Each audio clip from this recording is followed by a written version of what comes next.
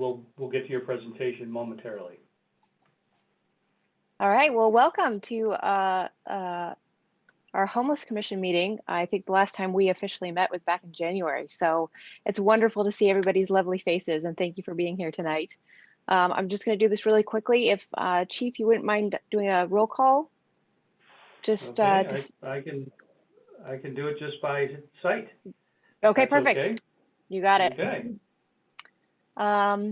And then hopefully everybody was able to review the agenda. We kind of have a short agenda tonight, but an important one. We've got a presentation, and then the only business item agendized tonight is our work plan. So I will open it up for any public comments for anything that's not the work plan, because when we get to that, we will have public comment for that. So if there's any other comments from the public, now's the time to do that. And Leslie has handled that through email, correct? That is correct. So anyone who wanted to make public comment, and if you're on the YouTube channel, if you send an email to cityclerk@ci.seaside.ca.us, I will read it under that agenda item. But Chair, there have been no emails received for general public comment at this time. All right, well then we're gonna move right on and get into a wonderful presentation I think we have tonight regarding the Casa de Noche Buena project. So I'll let our presenters take it from here. Okay. We have Amy and Rob, so you guys go ahead and introduce yourselves and take it from there.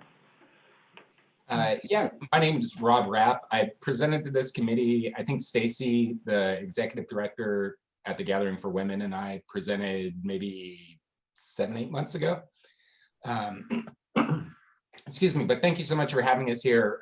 We're really excited to be here. I know that this committee's been a big supporter of this program, so we're really happy to just kind of give you an update with everything. Like I said, my name is Rob Rapp. I'm the Development Director at Community Human Services. I've been there for about 10 years this year. I can give you a quick breakdown. Community Human Services, we just celebrated our 50th anniversary.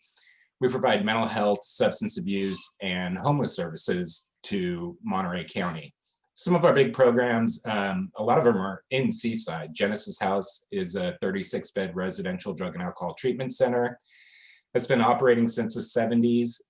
It's a really cool program. A lot of people go through there. A lot of people, that program has changed their life. We have a family service center in Seaside that does a lot of mental health, outpatient mental health kind of programs. Another really good program. We have that same kind of setup in Salinas. So we have one in Salinas, one in Seaside that provide mental health services. We have Safe Place, which is a runaway homeless youth program that's been in Monterey for 25 years, I think now. We do a lot of street outreach to homeless youth. We also have an emergency shelter there, which is a 12-bed shelter. We took it down to 8 beds during the COVID shelter in place so we can maintain more social distancing, but we're still able to provide 8 beds a night for homeless youth at that program. We have a lot of other programs. We have about 15 that we run through different locations in the county, but it's all based around mental health, substance abuse, and homeless services. And then we have another presenter here from the Gathering for Women. So I'd like to introduce Amy Stocker. Hello, yes, I'm Amy Stoker. I'm the finance director at Gathering for Women. I've been there for about 2.5 years. Most of you probably know we run a day center over in Monterey on El Dorado Street. We provide supportive services to homeless women, including hot meals, showers, clothing, and hygiene items. In the past, we had healthcare, we had some other health services and things on site that we aren't able to do right now. But really the centerpiece of our program is our case management program working with the homeless women. And about 1.5 years ago or so, we formed a partnership with Community Human Services to build an overnight shelter in Seaside.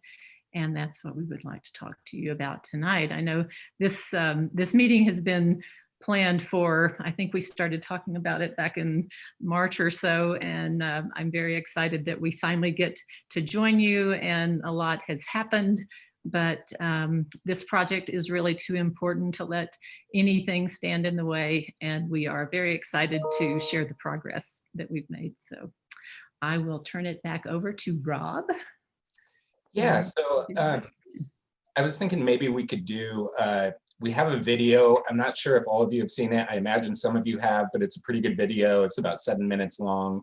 I'm wondering if Leslie, you can share my screen or show that Vimeo clip that I sent. Yeah, so at the bottom of your toolbar, do you see the green share screen option? I tried to make that available. That Yeah. might be the best. If you want to try that, that'd be great. And then you can Okay. control. If it doesn't work, I'll do it. Okay, let me see here. I'm gonna find that link. I apologize. I've only done, 400 Zoom meetings in the last 3 weeks. So No problem. If I can do it, if you. let me, I think I have it here. Let's see. Okay. Give me 1 second. Okay. Screen. Leslie, you might want to do this. Oh, wait, here we go. Let me see. Is that looking good? Success. Hey, all right. Yes. All right, so I'm going to start this right now. Thank you all for joining Community Human Services and Gathering for Women for a virtual groundbreaking ceremony for Casa de Noche Buena, a homeless shelter for single women and families with children. The need for homeless services and shelter beds is well established. The 2019 homeless census and survey estimated that there were over 2,400 individuals experiencing homelessness in Monterey County on the day of the count. Over 3/4 of them were unsheltered. Almost 600 were homeless in families, and nearly 850 were homeless women. Now, during the COVID-19 pandemic, the need for homeless services and shelter beds is even more pronounced. Homeless persons are more vulnerable to contracting and spreading the coronavirus, and often have compromised immune systems and underlying medical conditions. As the number of homeless people grows, creating a space for them to shelter in place is more imperative than ever. That's why Community Human Services and Gathering for Women are glad to be partnering to develop the peninsula's first homeless shelter for single women and families with children. With capital grant funding from HEAP, the state's Homeless Emergency Assistance Program, CHS and GFW will rehabilitate a county-owned modular building located in Seaside for use as a shelter. The Casa de Noche Buena shelter will provide approximately 30 shelter beds each night, as well as comprehensive case management, access to health, mental health, and substance abuse services, linkages to income, education, employment, and housing, and a variety of children's services. Gathering for Women Monterey was founded in 2014 as a place for homeless women to come to receive supportive services in a caring environment. Our day center is a safe space for homeless and housing insecure women to come and receive nutritious meals, clean clothing, showers, and access to other service providers. The Gathering for Women understands the meaning of Casa de Noche Buena for the homeless families and children of our peninsula.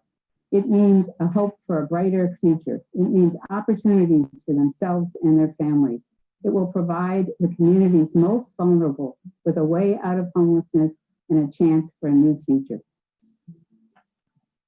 Community Human Services is a nonprofit joint powers agency with 15 members, including all of the cities and school districts on the Monterey Peninsula.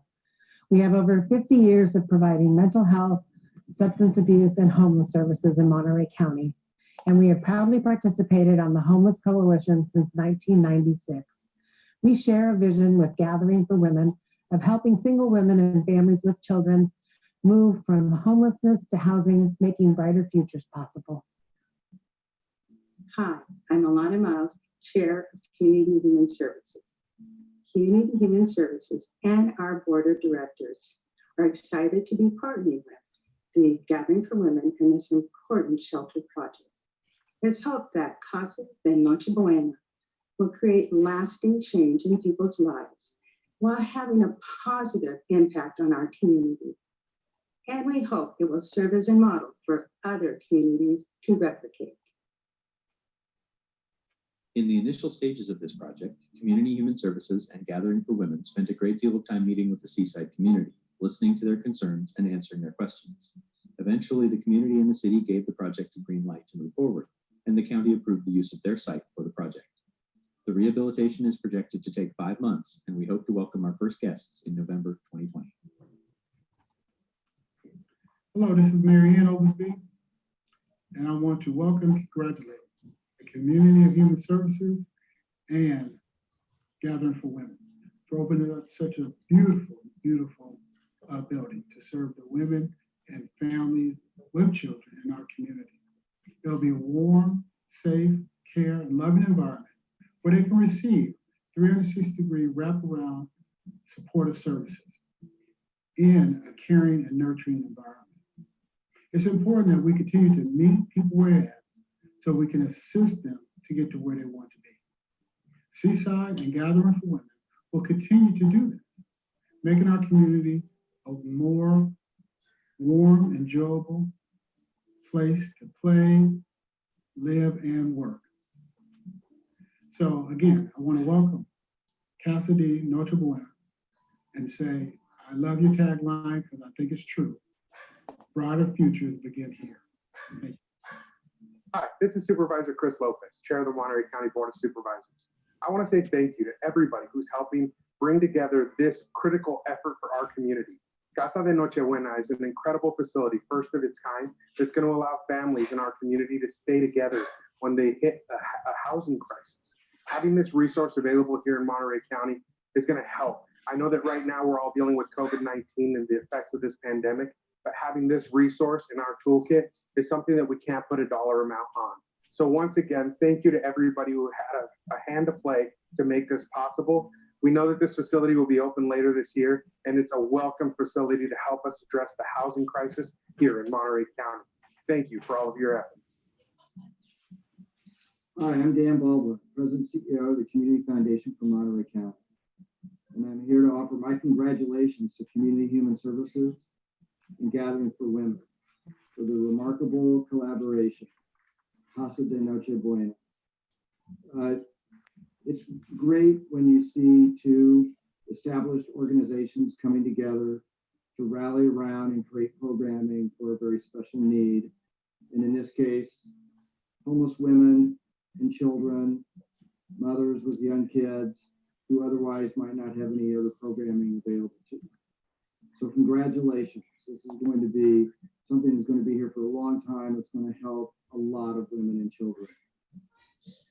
Funding is always critical for these kinds of projects.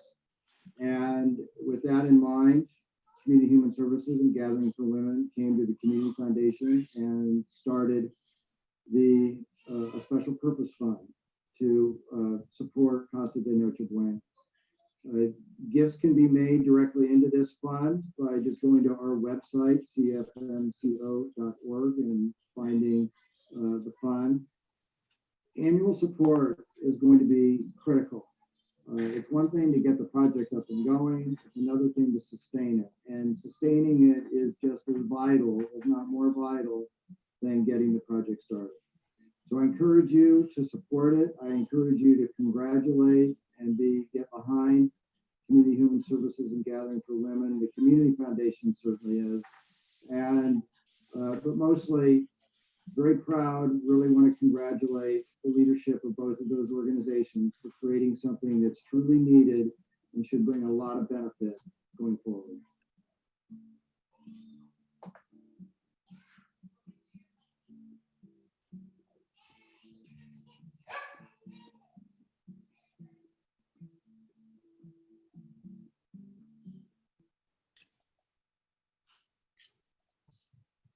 All right. So now, how do I get my screen unshared? So at the top, you'll see a red, there you go. Good job. Okay. So yeah, thanks for sitting through that. We that video came about, we had a groundbreaking ceremony planned. COVID-19 came up, so we did a virtual groundbreaking, just kind of asked them to city county leaders to talk. And I wanted to show it to you because your mayor's on there. So I just wanted to get a plug in for that. But the whole city's been very supportive throughout this process. Like we said in that video, we did a lot of community outreach at the beginning of this project before we ever wrote any grant applications or did anything. We got a lot of community input, and there was a lot of people from the city of Seaside that showed up, and I just really appreciated it that they voiced their opinions. Some were for, some were against. I think that we did a pretty good job of swinging a lot of people that were initially against this, the idea of having a shelter. I think that a lot of people changed their mind after they saw the type of shelter that this is going to be. A lot of times people, they think of a homeless shelter and they think of the old soup kitchen kind of thing from the 50s with a bunch of men, you know, outside waiting to get food. That's not what this shelter is. This is a shelter with wraparound services. It's a long-term, it's not technically long-term, but it's 90 days. That amount of time can be extended. We wanted to have enough time for these women and families to be able to stabilize, to get off the street, and hopefully to move them into permanent housing. That's the real goal of this program. It's not just to get somebody off the street for a night. It's to get them off the street for a few months and get them into permanent housing. That's what this whole thing is about. I can talk real quickly about some of the funding. Dan Baldwin mentioned it. This all kind of came about because there is a homeless housing assistance program that came down from the state. CHS and Gathering for Women got together, said, hey, we need a shelter out here. Let's do this together. We applied for that grant application together. We were successful, got funded for it. It was great. That grant really provided a lot of the capital, renovating the building. It provided a lot of the funding for that. We still had to raise some more, but we're doing pretty good with it. But it was a good chunk. It allowed us to get the building. The county is giving us that building for 10 years. No rent. It's really nice. It's an old building. Nobody had been in it for about 8 years, so it needed a lot of work. You saw some of the pictures with the lights hanging down and that kind of thing. It looks a little bit better than that right now. They have, we've started the rehab process. They have framing up, metal frames, so you can see where all the walls are. They're gonna start putting the plaster, that kind of stuff up, putting the actual walls up. But that HEAP grant application really paid for a lot of that. There was another round of state funding that was called HAP, Homeless Housing Assistance Program. We again applied and again were successful, so we got more funding that way. We also made presentations to every city on the peninsula. And I don't want to say, I don't think we've gotten a check from every city yet, but I think that we have at least a verbal, you know, and I think it's actually gone through city council at every city on the peninsula. Marina, Seaside, Monterey, Pacific Grove, Carmel, Sand City, and I'm probably missing one, but Del Rios, thanks, Amy. And they have all just been really supportive of this. I think everybody realizes how much the shelter really is needed. And even we did these presentations after COVID and after people knew that their budgets were going to be blown up, and they were still able to support us. The county also gave us $100,000 annually for this project. We've written a lot of grant applications. As Dan Baldwin mentioned in the video, we have a donor advised fund at the Community Foundation for Monterey County that's been getting some donations in. We do the Monterey County Weekly. We're going to do something with that for the shelter this year. So we're looking at a lot of different ways. Funding is always going to be, I think, I don't want to say an issue, but we're always going to be looking for money for this project. It's a residential program. We have people on site 24 hours a day, and it costs money to do that. But we've got so much support from the cities, from the county, from individuals, from businesses. We feel really good that this project is going to be sustainable, that we're going to have the shelter there for as long as it's needed. I was worried about that. I'm a development director, so I always try to raise money. That's what my job is. I was just really sweating this out. I still probably am, but I feel a little bit better. We're just seeing the community support it's been really good to see. And this committee actually gave us a small grant donation 7-8 months ago. So thank you for that. To give you a quick update on the construction, we started about 2 months ago. when we created that video, the groundbreaking video. I was over there a couple days ago. It's like I said, we have the metal walls up, everything's looking good. We have some ADA paths on the outside. The whole building will be ADA compliant, obviously. It's just looking really good. We have got a new paint job on it. We'll probably start doing some landscaping stuff after we get the shelter open, but we do plan on kind of upping the prettiness of the building, but it's going to look really nice. I think some of the concerns early on was that, this was kind of going to be a blight on Seaside, or just not, be some dirty building that homeless people went to. That's just not the issue. It's we really want to make this look pretty. We want people who are staying there to be proud that they're staying there, to be happy that they're staying there.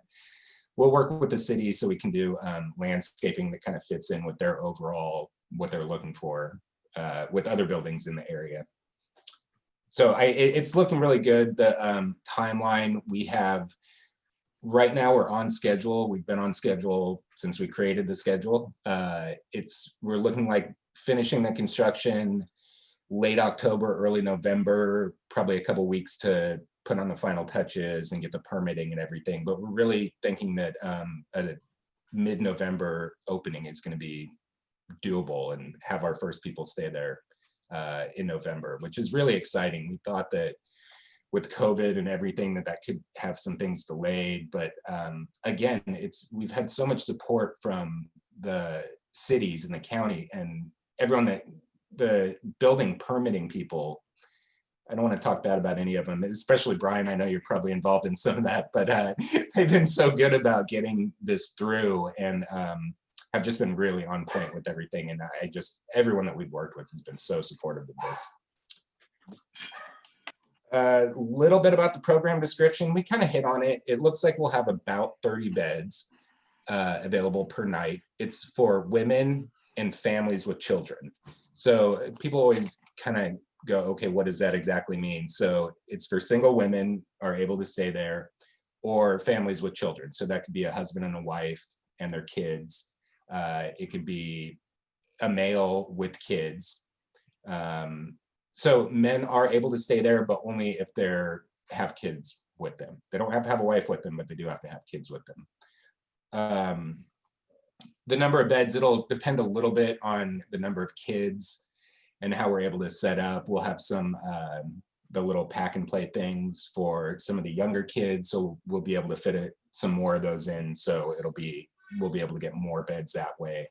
If we just have a lot of, no families, it'll be a few less because adults take up more space than kids. But it looks like we'll have about 30 beds available per night. Again, it's a 90-day program. We are able to extend that. I believe, Amy, is it up to 6 months with extenuating circumstances? Right, 6 months. So an extenuating circumstance might be if somebody's, it could be a pregnant woman. It could be somebody who has a place to stay, but that place won't come open for a couple of months. It could be somebody that's finishing school or starting a job soon and just needs a little bit of extra time. It's a really lenient, if somebody's working on the program, they're doing a good job, they're gonna be able to stay for up to 6 months, but the average time will be 90 days.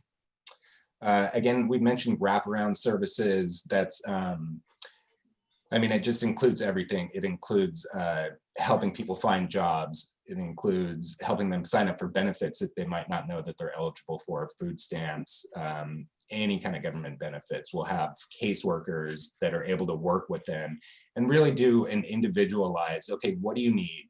What's available to you? What are the options that you have? The casework is really, I think, the key to the success of getting these women off the street. It's not just providing them with a bed. It's not just providing them with food. It's providing them with the skills and the knowledge of what's out there to move off of the streets. The way that we have this set up is we'll have one social worker that works for Community Human Services that will be on site, and then one that works for Gathering for Women that will be at Gathering for Women's Day Center. We have a couple of vans that we got through the HEAP grant. So we'll be able to transport women to the day center at Gathering for Women's Day Center every day. And then also, if they need to get to a job or we need to get their kids to school or that kind of thing, then we'll be able to do that with those vans. Gathering for Women will provide a hot meal every night. They'll take it over before dinner. We have a kitchen at the facility. It's not a big commercial kitchen. Gathering for Women has a really nice kitchen. So they'll be able to do the dinners. We'll bring them over at night. They'll also bring over a breakfast so we can have breakfast in the morning. Lunch, we'll have probably something available, but and the shelter will be open during the day, but it's not, people are really supposed to get out and either go to Gathering for Women or go look for a job or go do something. It's not just kind of hang out at the shelter all day, but it will be open and we will have, kind of brown bag lunch things as they're needed. The partnership for Gathering for Women, it's been really amazing. Amy and I have been meeting with about 10 other people for a year and a half now, I think. Yeah, it's time's a little bit skewed right now, but it's just a really good partnership where I think we just work well together, but also we kind of fit each other well. Some of the stuff that we do well, Gathering for Women hasn't been doing for that long, and some of the stuff that they do really well, Community Human Services, is we've been around for 50 years, but we're learning from them at every meeting. So I think we just blend really well together, and it's just been a great, we play off each other's strengths. It's been a really good partnership. One other thing I had mentioned earlier was we did a lot of town hall meetings. We really tried to engage the community, specifically Seaside, to let them know what we were doing with this. And hey, this is what we want to do. What are your concerns? What do you want to see?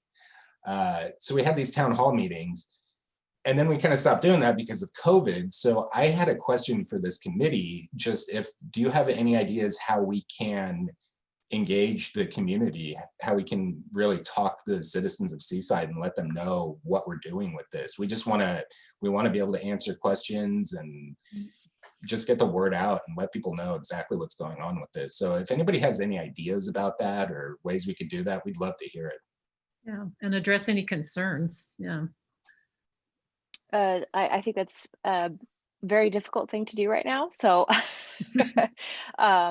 I know that the city of Seaside has been doing a lot of really great social media. I know for the food drive we just had, they're doing one once a month, and we had a huge turnout. So maybe partnering with the city to do some social media campaigns. I did see the vice chair raised, Ms. Schofield. Did you want to mention something?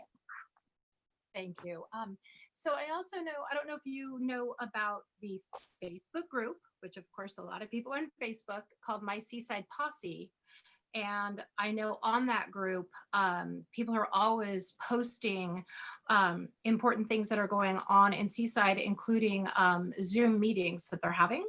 So that might be a way that you could really access and let people in Seaside know if you put a Zoom meeting together, and maybe you could even do something in advance of the Zoom meeting and explain that you're going to do a Zoom meeting and then post for the Zoom meeting.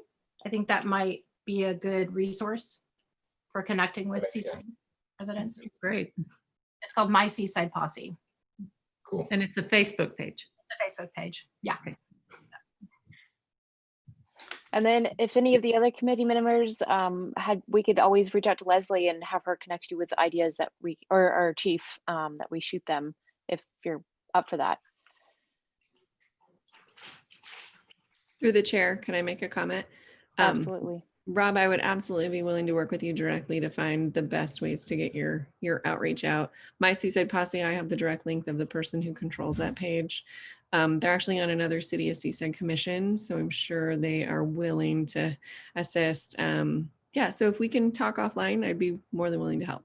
Yeah, that'd be great. We can talk, Leslie, for sure. Thank you, Ms. Melton. I think the last thing I had was I just wanted to say thank you to the City of Seaside. It's been really good working with everybody there. I've been involved with the City of Seaside for over 10 years now. I go to your meetings a lot, city council meetings, and it's just such a cool community. I'm really glad that we're able to do this in Seaside. I really get the sense that you care about your community, and I think that this is going to be a really good thing for the city of Seaside and for everybody on the peninsula. It's something that's needed, and it's just something that we're so happy to be a part of.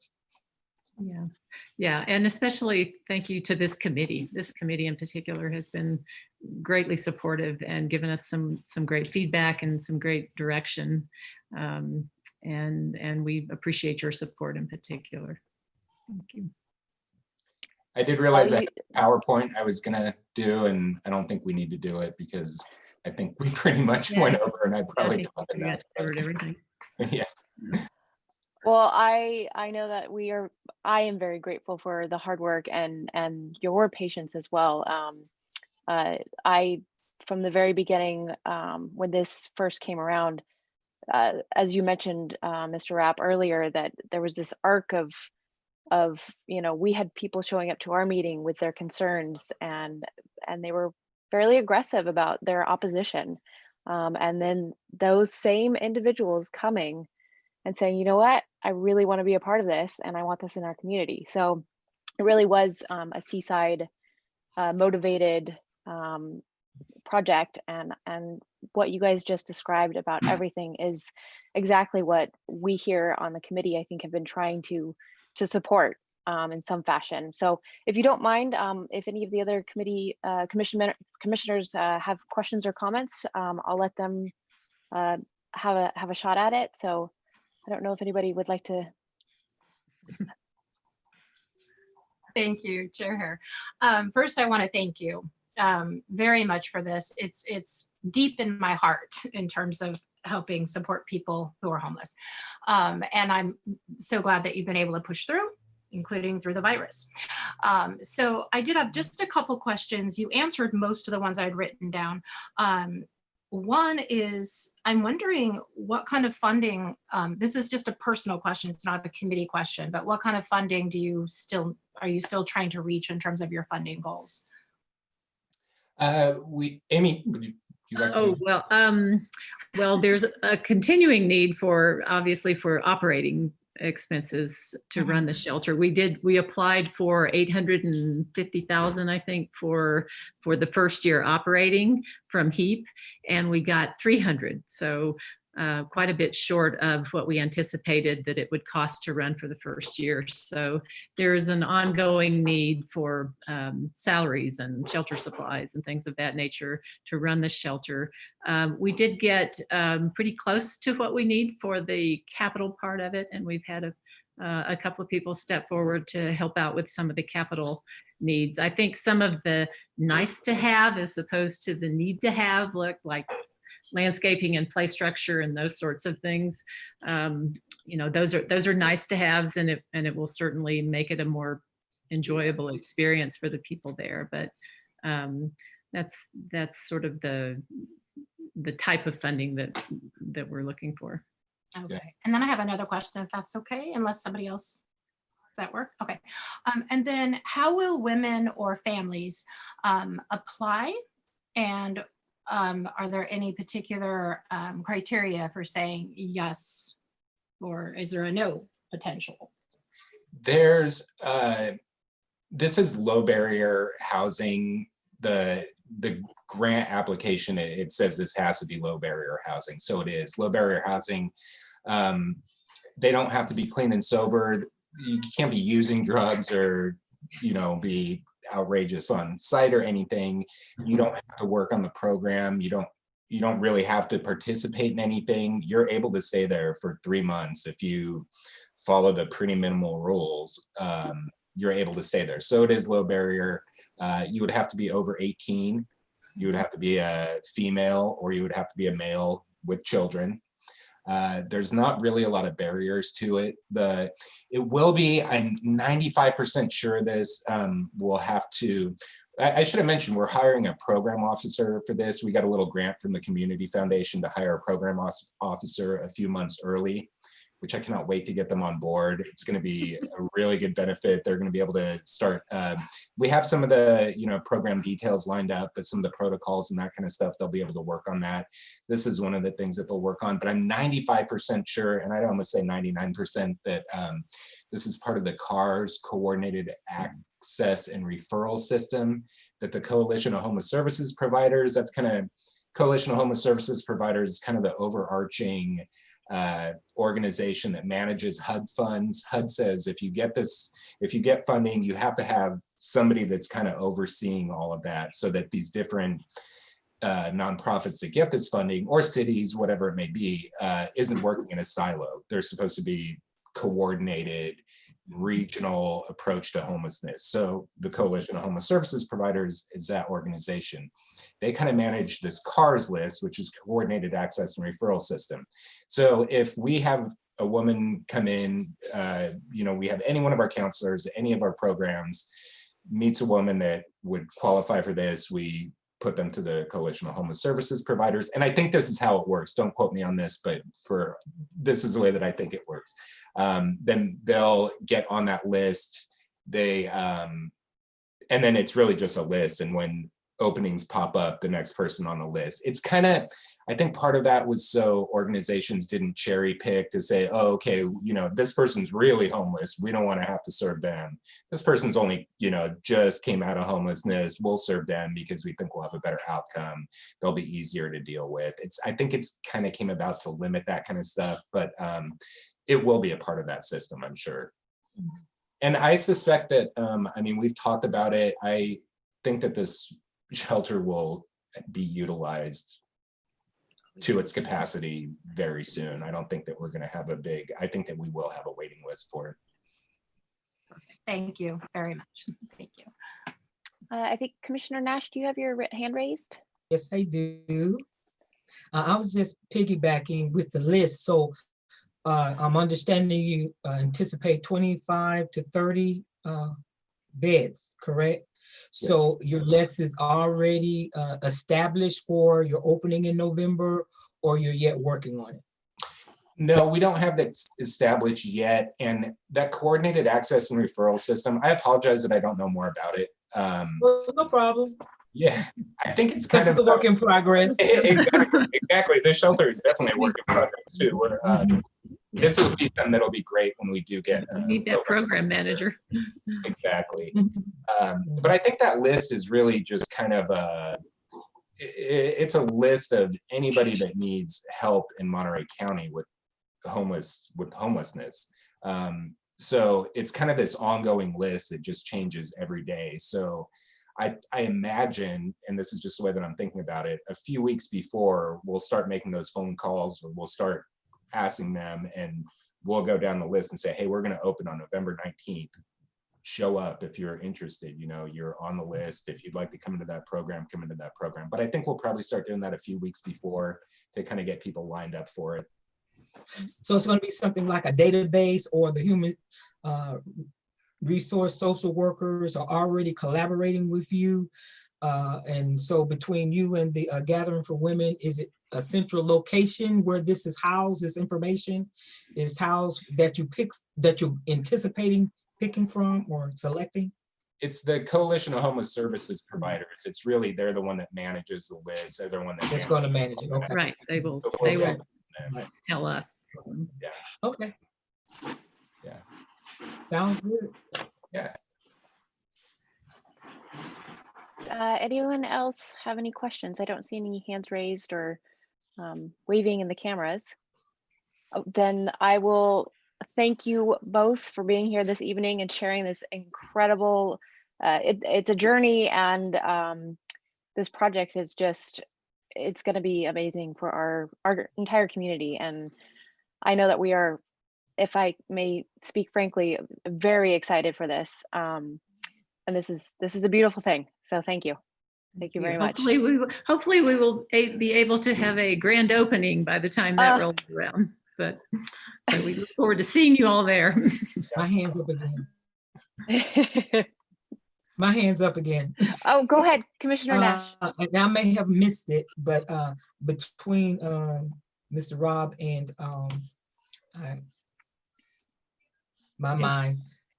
Amy, did you all give numbers for contact for either of you, unless I missed it in your presentation or other emails that have been sent out prior, maybe?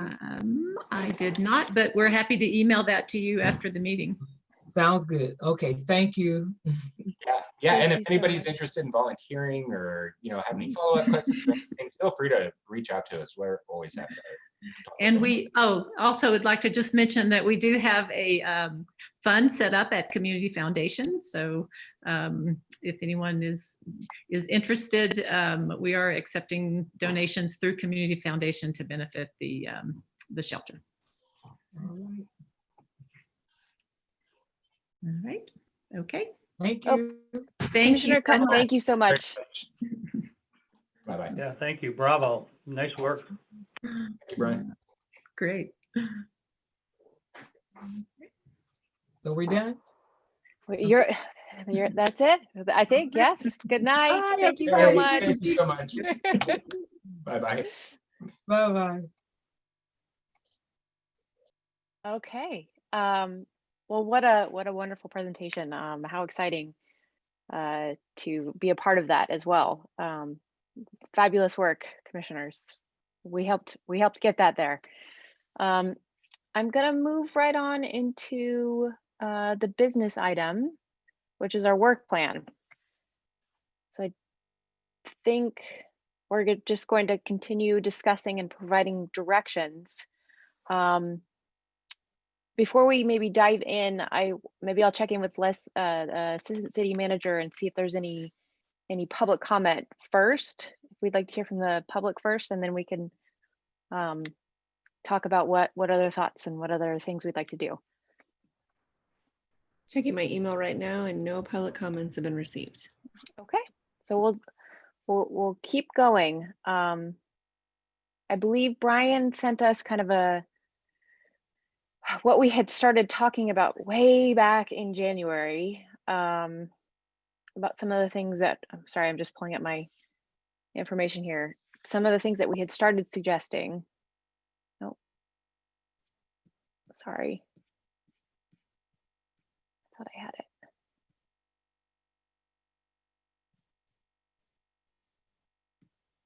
But does anybody have any other thoughts about what they'd like to work on this coming year? With some of the changes because of the pandemic, I believe, and Chief can correct me if I'm wrong, or the Assistant City Manager, I think we're meeting quarterly now. Is that correct? That was something we were going to bring up during the reports from staff. But if you want, I can briefly talk about it now if it helps with the work plan discussion.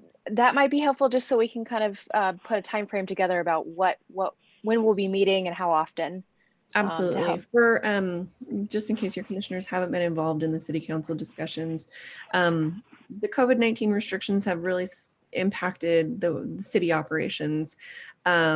Not only just as like you've seen with a lot of businesses, just adding additional regulations on how you can function. Our city hall is not open to the public due to potential exposure issues. And so we're serving people in a window. It also has budgetary impacts. We recently adopted a budget. We had a projected $10 million budget shortfall, which was reduced through over $5 million of staff concessions and layoffs, which means there are less people to do more work.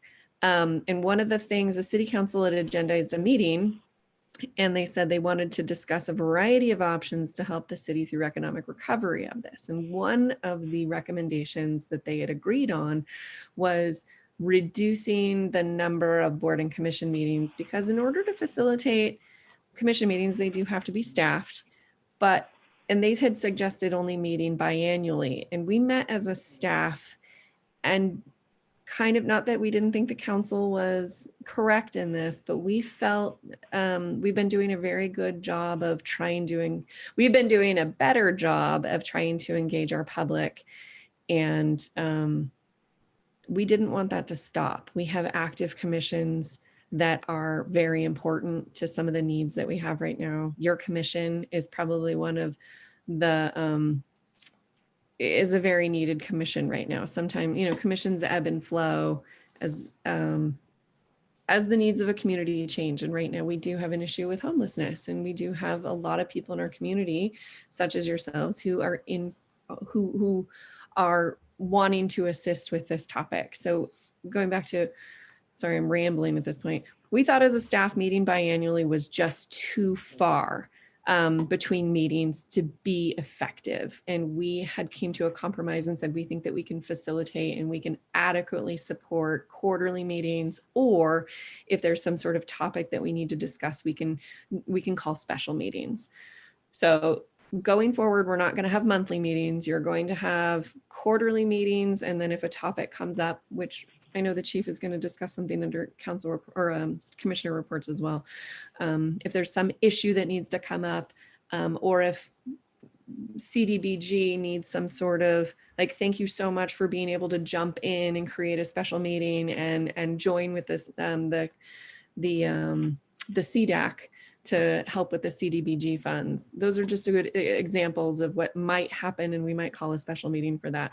But yeah, quarterly meetings are going to be what the plan is for the foreseeable future. We may go back to monthly meetings when all of this is over, but who knows when that's going to be.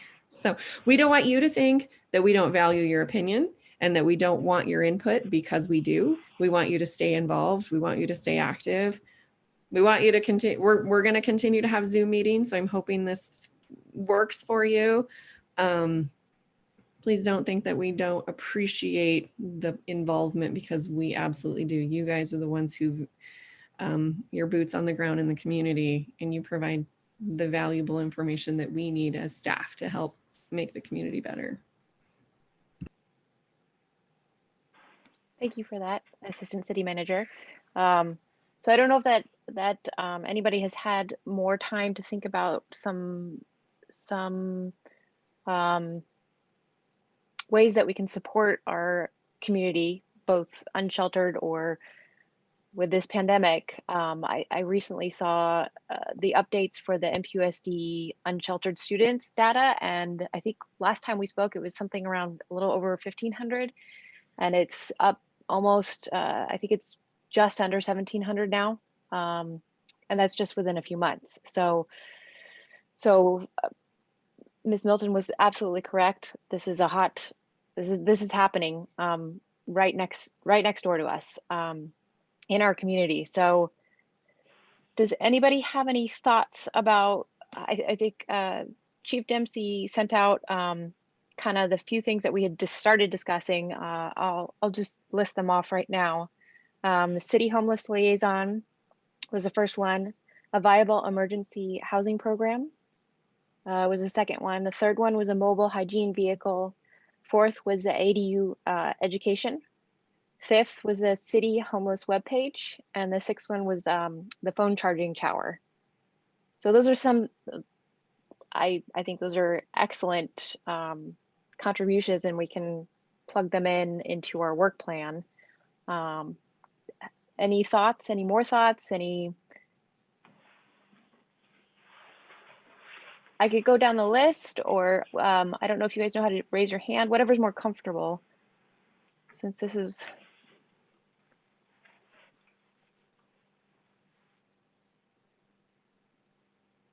Okay, sorry. And then I don't know, Chief, I can't remember, and maybe you could remind me, we discussed changing the way that we did our work plan a little bit. Is that something that I recall? Yes, so our current work plan is broken into 3 main topics, and I was thinking based on the timing this year, as well as, or how much time we have, how much funding we have, and that maybe we should just come up with a list of really good achievable goals so we can check them off. However, in the last work plan, I checked off about 8 items that we accomplished, which is great work. But I think the more we utilize the work plan as truly what it's meant to be. Our meetings are based on setting agendas around the annual work plan. I think we'll be more successful and not trying to bite off too much. Because, for example, in item A of our work plan, work towards cultivating a housing first culture, including bold and innovative ideas and activities, we really weren't able to accomplish any of those bullet points because some of them are just outside of our scope and responsibility and their policies. So we can make recommendation to council, but council really does make that final determination. So we can do some really good work just by coming up with ideas like you did in January, and I'm happy to continue to add on that list and see where we end up in a number of months from now. Is our work plan, I know it got kind of pushed back, obviously, because of the pandemic, but is there a due date? Is this something that we need to have done tonight? Well, I would say if we could possibly get the list together and approve it, and I'll put it into a good-looking document that we should try to get it to council as soon as possible, because otherwise, if we don't have another meeting until October, and then they approve it, we're talking the first year we've lost 6 months.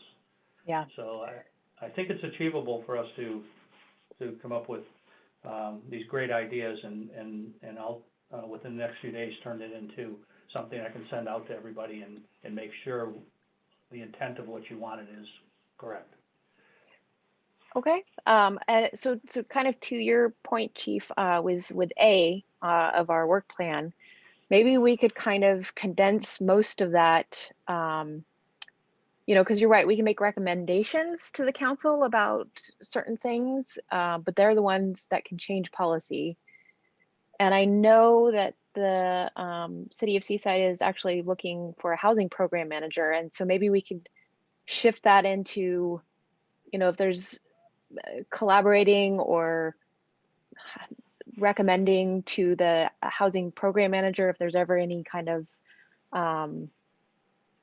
program assistance for rental assistance or something to kind of capture all of that, but that it's not quite as, because you're right, I think that's just most of that is out of our reach, unfortunately. But we could still, support certain housing first programs, if that makes sense. Yeah, yes. Okay. Because that could be certainly, I know that the city is also going to be doing 2 example ADUs and sort of supporting that in some fashion. Okay. And then maybe even adding, if we did ever get close, maybe the web page, we could have this information on, and that might be how we transition that into something accessible to the public, is stuff like that. The ADU ordinance and, housing first and why it's important to create these opportunities, something like that. Sure. Any other thoughts from anyone else? Go ahead. Sorry, I don't actually see how to raise my hand, which is why I'm going, hey, I'm still not finding that. So pardon me through this meeting, I'll just keep raising my hand if nobody minds. I am wondering, in addition to the list that we've already created, if it makes sense to brainstorm if there's any additional needs that may have changed, or not changed, but that might be more necessary or additionally necessary given the virus and given how many more people are homeless, how many more people need food, whatever that might be. I don't have anything in particular in mind, but I'm just thinking perhaps there's something that we might need to add to that list given the current situation. So. I think that's absolutely fair, and that's maybe where we start doing, and I'm not quite sure how to do this, but some social media campaigning about, protecting yourself with masks coming from us. Unfortunately, our budget for for this coming year is only $5,500. So that's not a lot when you're talking about how much we want to do. But maybe finding creative ways to sort of spread the message. But I do like that.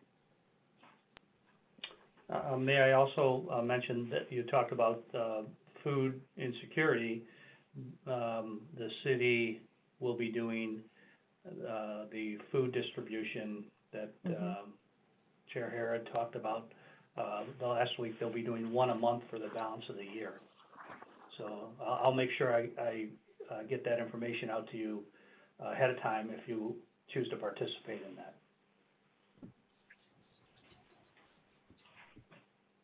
Perfect. So I'm just kind of going through. I'm kind of moved on to B, engage, amplify, and collaborate with organizations. I think still, participating in food bank or food drives would be a good addition, or kind of an addition to B, because that's something that we could do as a commission.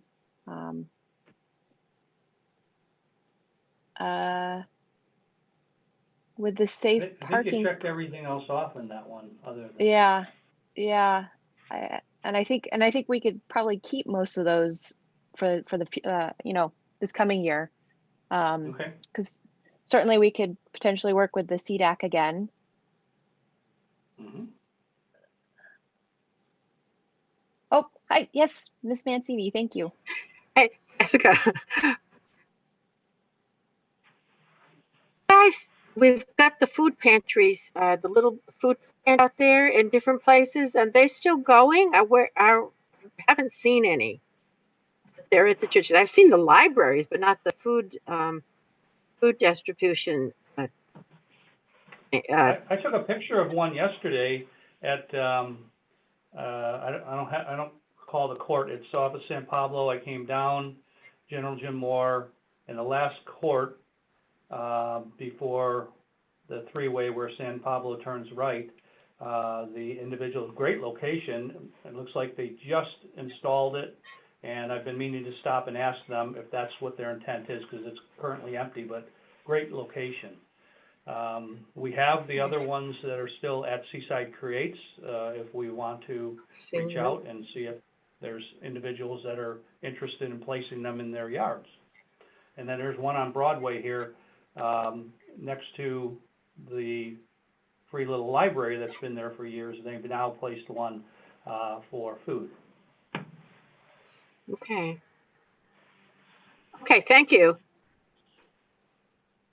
Did go by Seaside Creates, and I saw them in the window, and I thought that I was wondering what was going on with that, because I know a lot of people are using the libraries. Hopefully they're using the food distribution too. Thanks. Thank you.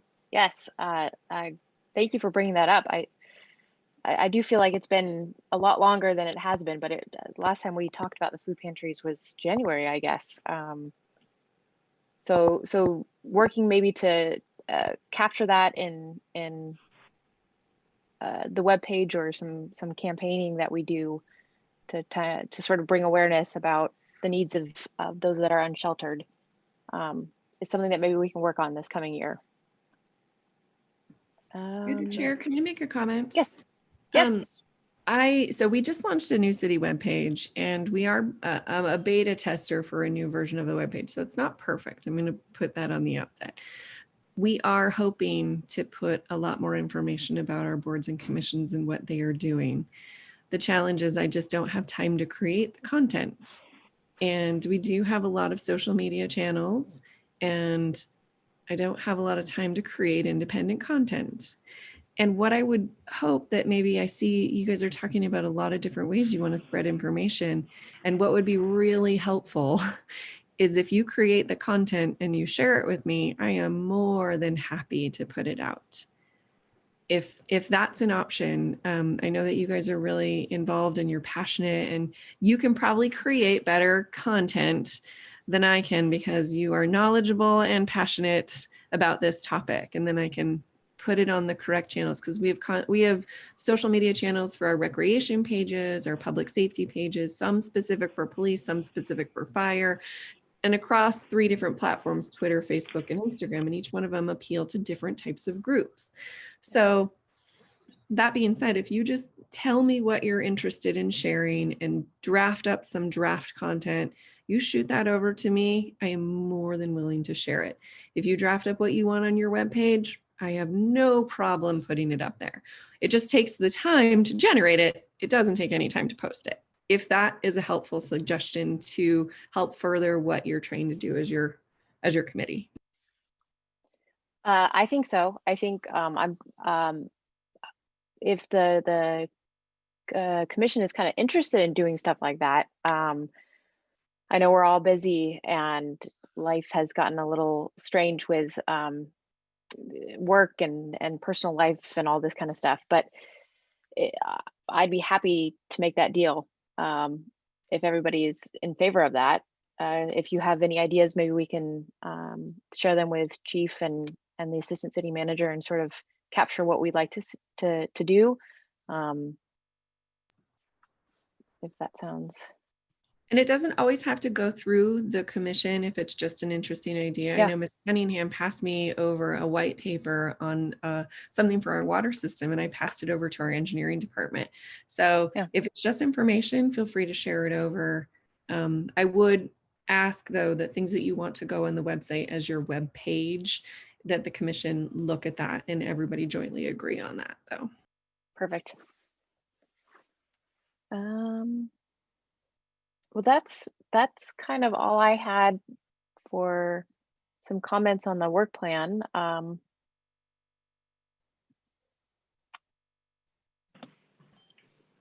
Yes, This is go ahead. Linda. I had a question.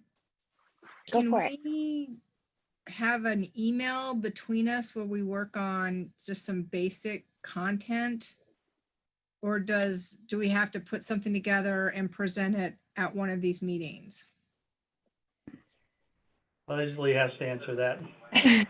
Yeah, I can speak to that. Unfortunately, because you are what's called a Brown Act committee, it is the most inefficient thing in the world, because a Google Doc share would be really effective, and being able to meet and independent, do this like a document sharing, you can't do it. It's a violation of the Brown Act. So what you can do is you can send everything to Brian, to Chief Dempsey, or you can send everything to your chair. They can collaborate it into one specific thing and then send it out to the committee in as a whole. But if you're not going to be doing it in a public meeting, it's considered making decisions outside of the meeting, and it's a violation of the Brown Act. I'm so sorry. We've had committees who've really been active working groups, and they've wanted to just get together and do this. The one thing you can do is if you wanted to get together and have a study session and just shoot ideas around and actually draft the document, you can do that, but it does have to be an agendized meeting. Okay, so it's not a special meeting of the commission. You just used a really great phrasing. Like a study session? Yeah, a study session. So if we wanted to try to put something together as a team, we could call it a study session, put an agenda together, brainstorm ideas for website, I guess would be the agenda. Yep. And what, does it have to be on YouTube? It looks like we're on YouTube. It does have to be on YouTube. It does have to that's be still fine. Yeah. Do we need to have a motion that we have a study session to put this together? Not technically a motion. You can just make a request through your chair or through Chief Dempsey, and I'm sure they can both facilitate that. Is that something other committee members would like to do? I think that this is a great idea. I think with the pandemic, it's showed that it's not necessarily as easy to just kind of do some of these things that we want to do with the public and engage them. So maybe social media and a website and some creative ways to put our messaging out there would be, I think that's something that I'd love to agendize as a study session. Okay. I'm in full agreement of that. Absolutely. Perfect. So can we have small groups of people that get together and hash out different items, or does that have to be agendized also? Like committees? That's a great question. If the committee wanted to and the chair agreed, you could have an ad hoc committee, which is a subgroup of less than half of your committee, and they can be assigned a very specific task that ends at a certain date and is not ongoing. So there's a lot of rules. And I'm so sorry. It's very cumbersome. But if you had a subcommittee of a few people, less than half of your committee, you could meet that way instead of meeting as a full Brown Act committee. How many on our committee? 9. I think, yeah. Okay, so we did less than half. Okay. Gotcha. Yeah. So we Do we have could to do have that. a motion to make one of those? I'm sorry, I don't know the rules. I think for this particular thing, it'd be nice to get some extra, maybe some input on those, whoever's available that during that time that we could agendize this, and then maybe the public can participate as well. I mean, not that they couldn't for the ad hoc committee, I believe, Leslie, but that way, if there's only a couple of us, we could just do a study session and get kind of creative, those creative juices flowing. So I can talk to Chief and see when we can make that happen. Sounds great. Okay. So any other thoughts about our work plan, or are we ready to kind of let our staff liaison pull that together and finalize, and we can finalize it?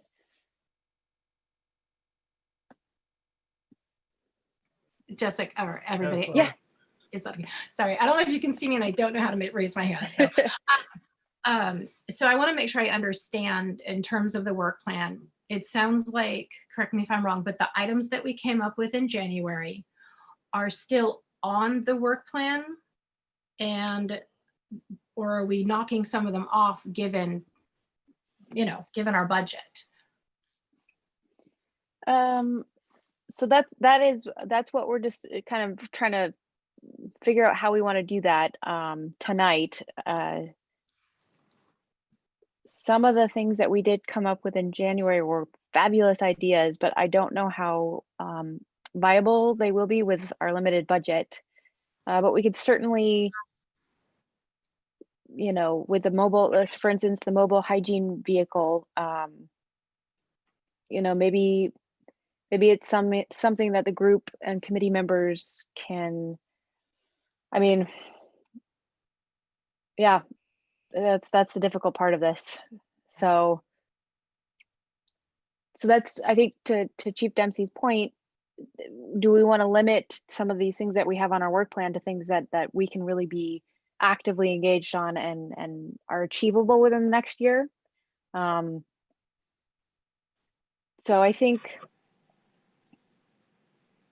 I'm not sure, and I'm looking for input, but with the city homeless liaison, I'm not sure that we can support or recommend to the council, but I don't know that that's something that would be a realistic goal at this point, or a viable emergency housing program, or a mobile hygiene vehicle. ADU education is certainly something we could add to the website for some of that content. And then I know that we had the charging the phone, so I know that the city of Seaside is having a solar project happening.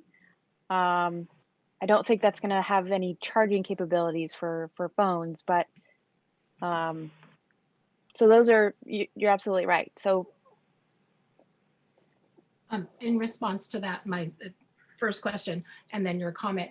I would like, if we all agreed and thought it was reasonable to keep the solar phone charging component or system on there.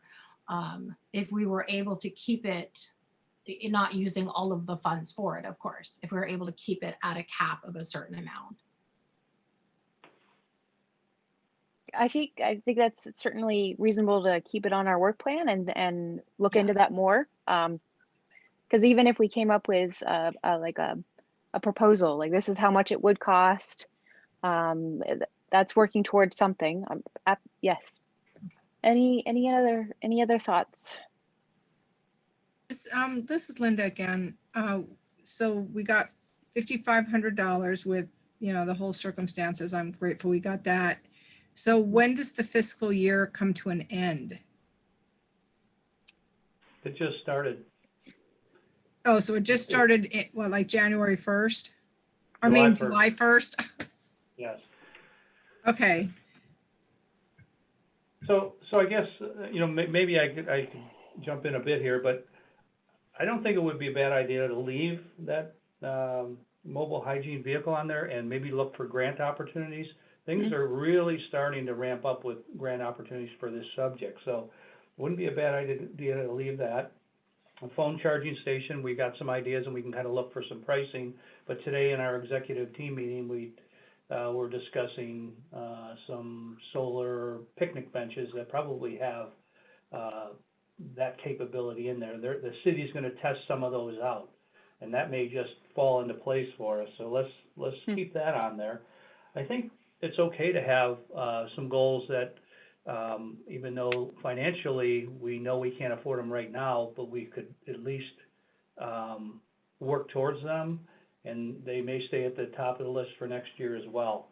I think the things that should drop off are the things that we know that we don't have the ability to make that change. We can only make the recommendation, maybe, and then as far as the emergency housing program, that could be folded in maybe to that housing manager program. So I think we could. And these were all great ideas in January. I would say that maybe leave them on and let's see where we're at in a few months. All right. Now, since this is a business item and we don't quite have the final product of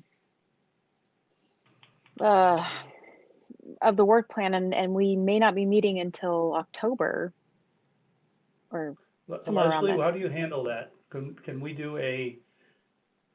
we do some sort of vote on the final product, giving me permission to create the product?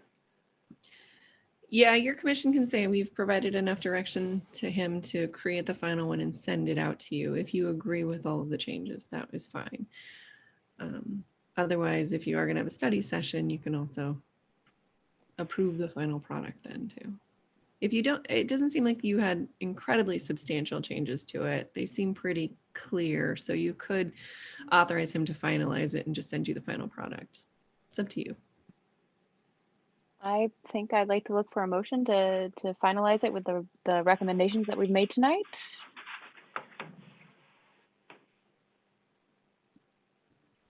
This is Linda Cunningham. I will make a motion to, oh gosh, darn it, I'm losing it. The recommendations to finalize, for Brian to finalize the plan with the recommendations that we made tonight. I'm not sure I got all the right I'll words. second it. Perfect. And I'm not sure if this is the easiest thing to do a roll call vote. Well, I think Or you have hand- to do that. Yeah. Yeah.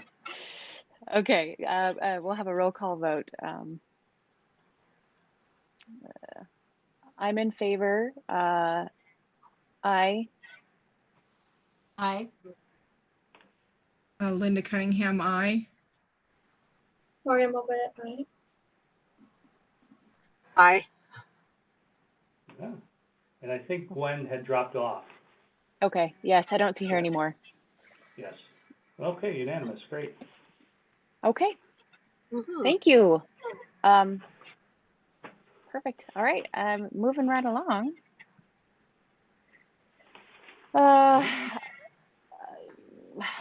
Let's approve the minutes from January 23rd. Okay. And March 30th. Thank you. And March 30th. I didn't read it all the way. Since I will take a motion for an approval of the minutes. I make a motion for the approval of the minutes from our January and March meetings, 30th. March 30th meeting. I second that motion. Good. And then I'll just roll call vote. Vice Chair? Aye. Linda, aye. Ms. Mancini? Aye. This is Jess. Perfect. Aye. Okay. Okay. And then reports from committee members. As it's been quite some time since we all met last. I think the CDAC meeting was when we saw each other. And would anyone like to share anything that they've experienced or participated in, or?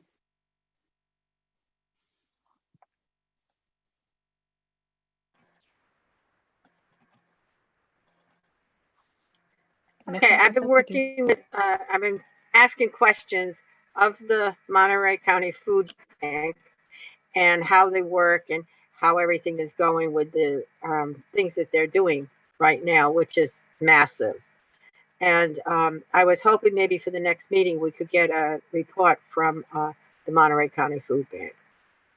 And that's what I've been working on. Plus making masks and making scrub caps. So a lot of sewing. Next person.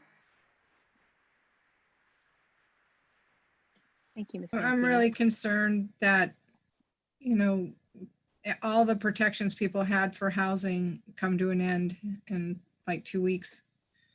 And I'm just really concerned that we're going to really have massive unhousing of just an enormous amount of people. And I hope that doesn't happen, but it does weigh on my mind. Through the chair, can I weigh in on that? Yes, thank you, Ms. Mifflin. Yeah, so Ms. Cunningham, your comment is very valid, and that's actually something the city attorney and I are working on right now. Our urgency ordinance that we adopted recently, which we thought extended the provisions of the eviction moratorium.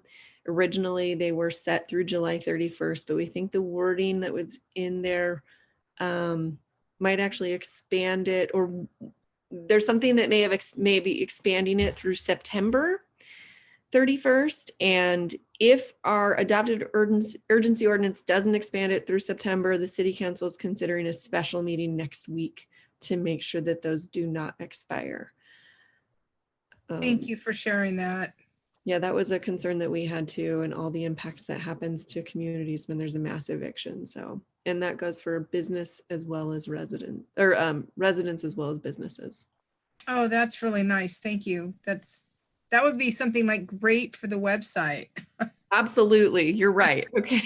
Thank you. I will make sure that gets up there if we pass it. Anyone else with any thoughts to share? This is Vice Chair Ava or Schofield. There are, as you all know, I'm sure, but there are a lot of different really good groups out there and individuals out there that are getting out into the community and raising funds for food for people. And so that's what I've been participating in, is not getting out there physically so much, but just help with donating.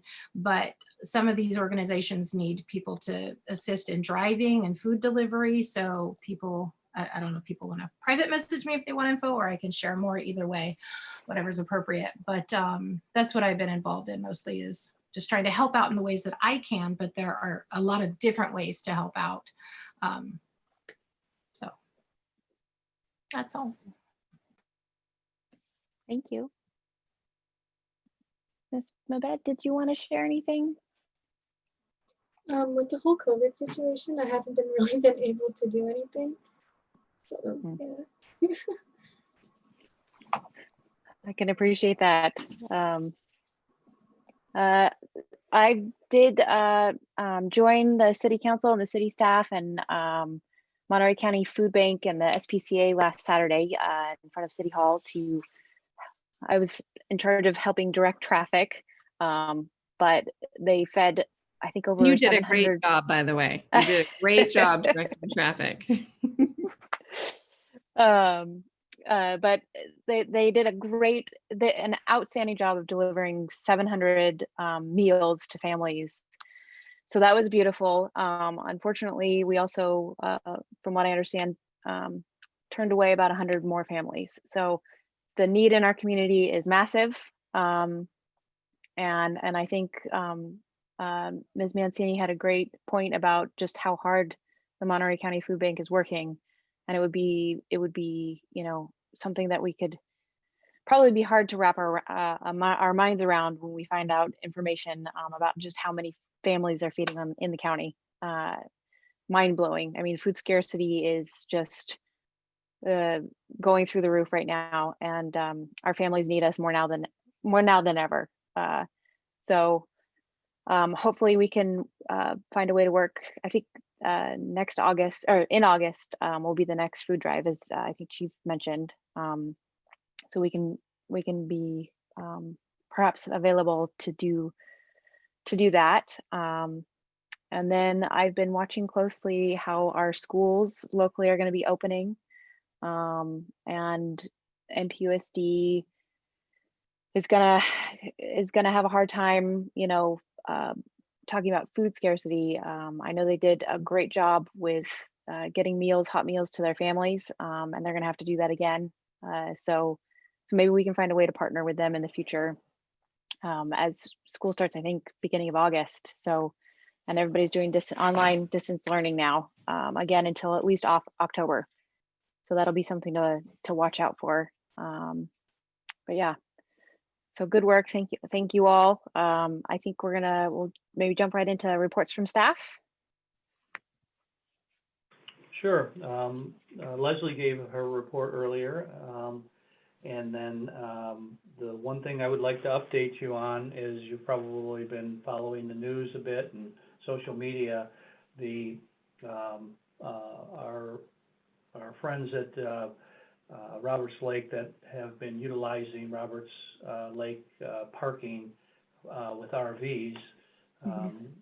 Tomorrow, an area on the former Fort Ord off of Colonel Durham, all week, Public Works has been working very hard to get a parking lot or two parking lots in the area of, I think it's 2699 Colonel Durham Road, available and ready to go to have the owners of the RVs relocate to that area.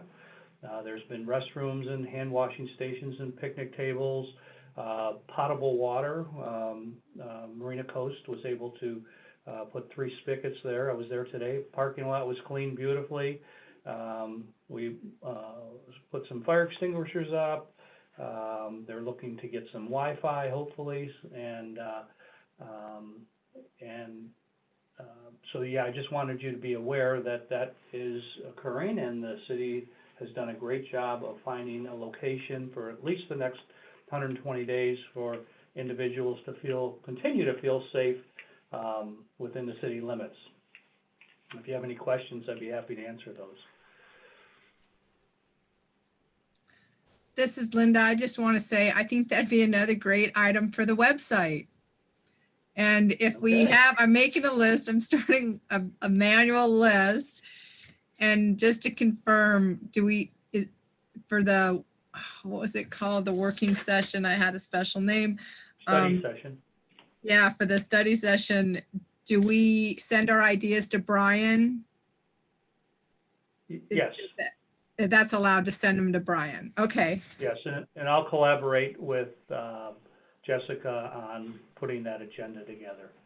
Oh, I hope I can make it to that. Well, we'll make sure you can. Thanks.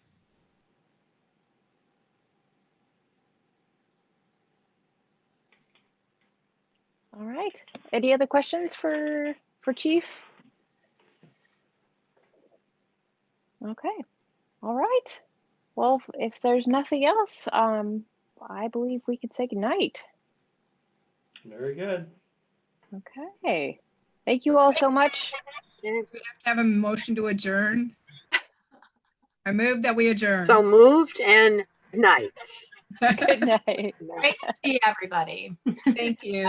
Thank you, Thank everyone, you. for all you're doing. And thank you, Miss Mancini, for sewing the rest of the masks. That's wonderful. Haven't started yet. Thank you all. Okay, Thank you. Have a great night. thank you. Thank you. And thank you, Brian. That was neat, that update on the parking lot. That's great. Really proud You're of welcome. Cecil. Yeah.